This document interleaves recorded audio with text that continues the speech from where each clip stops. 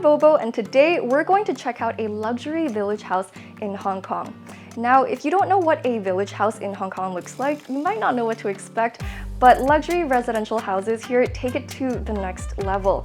Now, our house here today is tucked away in a little corner of Siu Hang Hau Village in Clearwater Bay. It's a place surrounded by nature, it's a little more rural, and also it's a very popular residential choice for expats especially. And so before we begin, don't forget to like, comment, and subscribe to Squarefoot for all things Hong Kong real estate. Now let's get started.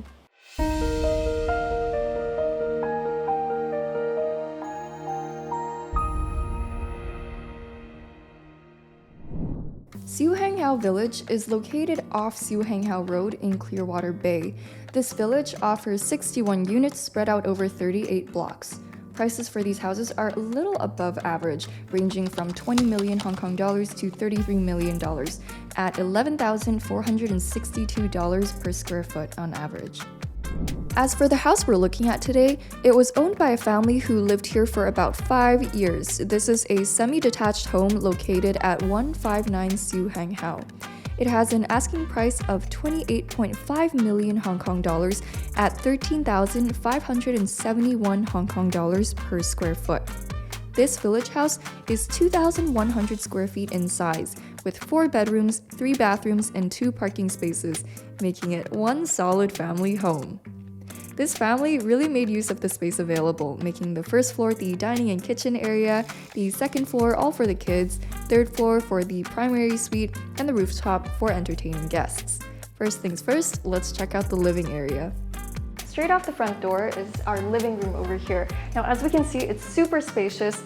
We have over here a chaise lounge sofa for the family to relax in front of the TV. There's also a coffee table. And then obviously, because we're on the ground floor, to circumvent any safety concerns, the owner here has installed a fence. I think the muted beige cream color scheme is super soothing on the eyes, so this would be a great place to kick back and relax after a long day of work or school, do some reading or mindless scrolling, or take a nap. This couch is definitely big enough for a full body sprawl. If you want to fix yourself a snack next, you'll want to head to the kitchen and dining area. So now we're in the dining area. It's very bright and warm, yet still practical. There's tons of reclaimed wood cabinetry, and personally, what I really like about this kitchen island over here is that it happens to be right next to the dining table for hosts and guests to mingle. With cabinetry imported from Europe, the open kitchen just oozes this elevated casual look, which is achieved through combining different textures. For example, the black concrete-like countertops create this industrial contrast with the warmth of the wood. And then the pendant lights with the ropes, they're basically elevated string lights, so that brightens up the space in a very simple, elegant way. By introducing different textures then, the overall effect is laid back yet still sophisticated. And this also applies to the ground floor bathroom next to the kitchen. This is the smallest bathroom in the house, but you still have plenty of space for a wall-hung toilet and vanity, as well as plenty of counter space and 4 under-sink cabinets. Now let's check out the second floor. Coming up to the second floor, we can see that there is 1 bathroom and 3 bedrooms. This area is also equipped with a children's playroom. This entire floor is pretty much for the kids. Right off the stairs, you have a toy kitchen, a piano, little table with chairs, and a fun furry rug for the kids to hang out on with their toys. The tall windows in the living area do open up to the canopy over the front door, so this might be a potential danger hazard, but the canopy is made of tempered glass, which is extremely durable. You can also install child safety locks for further security. Back to the house, the minimalist flowery lavender shades create a very childlike, playful atmosphere, which we can see in all its glory in one of the 2 girls' bedrooms. In this smaller bedroom, the decor joins in on the fun with a charming light fixture and patterned rugs and curtains. Entering the children's bedroom now, we can see on my left there's a bed area where there used to be a bunk bed for 2 kids. And then on my right over here, there's a desk for the 2 kids to be doing their homework at. And then there's also a balcony outside for them to enter when they get tired of doing their homework. On top of that, all 3 sides of the room have windows for the kids to get vast views of the mountains and the sea. Though the furnishings are slightly simpler here, the guest room is still pretty sizable. Here, you'll find room for a floor-to-ceiling wardrobe, a bed, and a little bedside table. If you want, you can also turn this room into a study if you aren't always having guests over. Now, before we go to the primary suite, let's make a quick pit stop at the kids' bathroom. The second of our 3 bathrooms, the kids have a vanity complete with an undersink cabinet, 3 drawers, and on the side, 1 roomy shower stall. The overall vibe is super warm thanks to the wood and the cove lighting under the mirror, although if you prefer brighter lighting for your bathroom, you can always switch out the lights. I also like the stone-like tile backsplash. It creates a neutral yet textured backdrop, so there's that sense of subdued sophistication once again. Entering the 3rd floor, we're greeted with this living space area for you to do any of your recreational activities, such as exercise. On top of that, we also have these L-shaped wraparound huge windows for you to let in more natural light, but you can also lower the blinds if you prefer more privacy. On top of that, note the railings installed for safety purposes. Before we enter the formal master bedroom, notice the pops of bright teal and minimalist silvery trinkets. They're like splashes and sprinkles of stylish sophistication, and the reflective surfaces also make the space look a little more sparkly.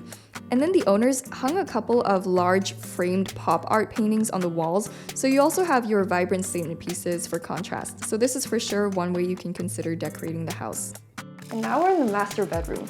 Obviously, this room is big enough for your huge king-size bed. There's bedside tables on either side of the room, as well as this huge cabinet right over here.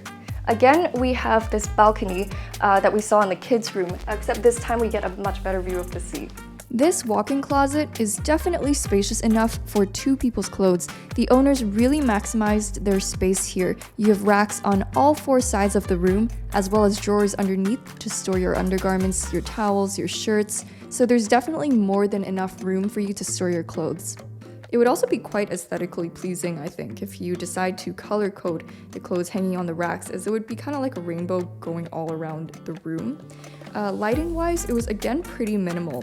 Though you do find recessed spotlights in other areas of the house, I thought the lighting in this room still could have been stronger, as this was a private room, so it didn't have the natural light like the other rooms did. The master bathroom now. You've got a large double vanity which both screams luxury and makes it super convenient for parents getting ready together in the mornings before work. You also have backlit bathroom mirrors for extra brightness, huge counter space, and plenty of undersink storage for you to place your toiletries. And what's more, this bathroom is also big enough that it comes with both a shower stall and a full-size freestanding bathtub. So depending on your mood, you can ask yourself, should I shower today or use the tub? So just something to ponder in your bathrobe. For the freestanding tub, cleaning the water out might be a little trickier, as some water may overflow into that little gap between the tub and the bathroom wall. So this rooftop section is so enormous that there's 2 areas. The first area is under this glass sheltering. It's huge. There's a table for you to do your entertaining with your guests. This is great for indoor-outdoor living if you are looking to sit outside, but it's too hot to be actually outside, and so you have this covering over here. I liked the attention to detail in this rooftop area. The thick glass sheltering in particular rests on these wood beams so that natural light can still come in as you're sitting right underneath it. And then right behind the dining table is an outdoor kitchen sink for you to do the dishes outdoors post-meal. And then there's plenty of counter space for food prep. And then further to your left, you'll see this barbecue grill, so you're well equipped to keep your guests very well fed. Now let's check out some breathtaking views. When you actually want to bask in the sun, now you can cross over to this side of the rooftop. Now over here, you get this huge outdoor entertaining space. So just think, on hot summer nights or hot summer days, you can be entertaining with your friends over here with your barbecue grill. You can all sit back in your reclining chairs and just enjoy the sprawling splendor of Clearwater Bay. I liked that the walls of the rooftop were slightly lowered, so you get this half-glass balustrade on top. It's made from toughened safety glass. It creates the illusion of spaciousness and also helps you feel more connected to your surroundings. You really get to enjoy the mountains and seas this way. And then I also really liked that there were lights on all 4 corners of the rooftop, just for you to carry out your late night shenanigans with your friends and family, and whoever else you carry out your shenanigans with. So Hong Kong has a couple of regulations for village houses. Among them, 2 you should know are that each floor cannot be more than 700 square feet in saleable area, and there cannot be more than 3 floors in total. This means that there are limits on the amount of space you get to work on. But this is also an opportunity to get creative. In this house, for instance, a sense of openness and brightness is achieved through the use of glass. We can see this in the floor-to-ceiling windows on each floor, the high windows next to the stairs covered up for privacy, and the small glass floor panels that offer a glimpse into the upstairs and downstairs. The panel on the 3rd floor technically functions as a skylight, which allows natural daylight to stream in from the top to the bottom of the house. It also creates this seamless flow between each floor, tying together each floor in a cohesive design, despite each floor having a different look. So the overall aesthetic is very open and bright. The glass flooring may be a point of concern for people with a fear of heights, but rest assured, they were made with tough safety glass, which can well withstand the natural elements. Another thing to note is that on very hot days, the inside of the house may heat up due to a surplus of sunlight, so keep the house well ventilated on those days. Ad time! For all things premium real estate in Hong Kong, head on over to the Ng Peng Fong Squarefoot app. Whatever it is you're looking for, we've got you covered. Transportation-wise, Clearwater Bay is definitely more remote, so your best option would be to drive if you can. In terms of public transport, you can take a 15-minute walk to the minibus station and take the green minibus route 103, which goes all the way from Clearwater Bay to the Kwun Tong Pier minibus terminus. This is a 50-minute commute in total.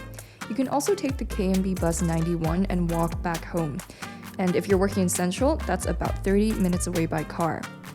As for cars now, you're a 10-minute drive away to the Hang Hao MTR station, Tseung Kwan O is 12 minutes away, and the center of Sai Kung is 22 minutes away, so you can always go to these places for your convenience stores for whatever you need. As for things to do in Clearwater Bay, if you're a big beachgoer, you're in luck because this house is a short 3-minute walk from the village's beach. According to the owner, it's a very popular spot with residents of Siu Hang Hao, so this is a great place to chill on those lazy summer days. A couple of other beaches nearby, such as Clearwater Bay First Beach and Clearwater Bay Second Beach, are both 3 to 4 minutes away by car. The Clearwater Bay Country Park is a 4-minute drive away as well, so you really get to explore the nature in the area. Thanks for watching! If you enjoyed this video, don't forget to like, comment, share, and subscribe to Squarefoot for all things Hong Kong real estate. Bye!